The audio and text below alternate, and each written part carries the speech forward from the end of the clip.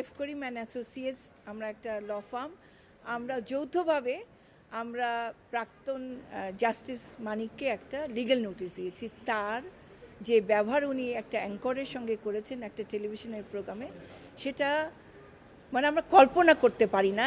একজন অ্যাপেলেট ডিভিশনের বিচারকের যদি এই ধরনের আচরণ হয়, এটা কি আমরা ক্ষমা করতে পারি? আমরা মনে হয় ক্ষমা করতে পারি না। এবং আমার মনে হয়, আমি চাচ্ছি একটা দিক নির্দেশনা অ্যাপেলেট ডিভিশন থেকে, সরকারের কাছ থেকে, যে প্রাক্তন বিচারপতিরা কতটুকু পর্যন্ত তারা যেতে পারেন, তাদের কোড অফ কন্ডাক্ট থাকা উচিত এবং তারা কতটুকু করবেন, আর এই ধরনের অপরাধের জন্য তাদের কিভাবে শাস্তি দেওয়া যায়।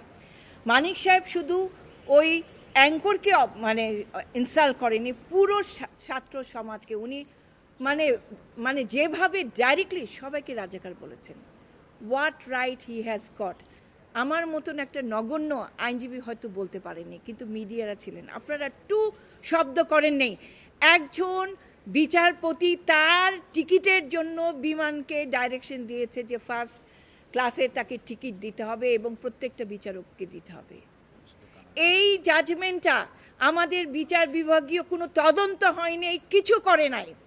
তো আমার মনে হয়েছে যে এই অ্যাঙ্কারকে যে রাজাকার বলা হয়েছে, এটা দিয়েই আমরা শুরু করব। এই ধরনের বিচারক যারা অপব্যবহার করে, সিস্টেমকে অপব্যবহার করে, তাদের আমাদের বিচারে নিয়ে আসা উচিত। ধন্যবাদ।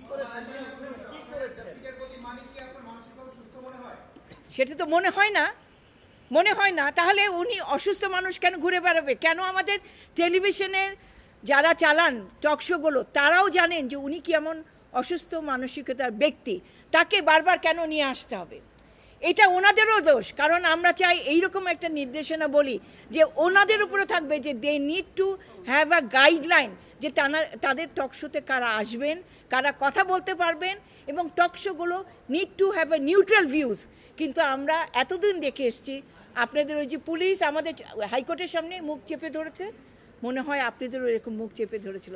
সেই জন্য আমরা অকথ্য অনেক স্টেটমেন্ট শুনেছি যেটা নিউট্রাল কোনো বক্তব্য ছিল না, বরং একটা আমি কি বলবো, ন্যাক্কারজনকভাবে কিছু ব্যক্তিকে আপনারা তেল দিয়েছেন, আর কিছু না। আমরা আপনাদের কাছে চাই যে আপনারা যা কিছু হোক না কেন, ফেস ইট। যেটা মনে করবেন বিবেকে আপনার মনে হবে যে এটা সত্যি বা ঠিক ন্যায়, তখন এটা নিয়ে কথা বলেন।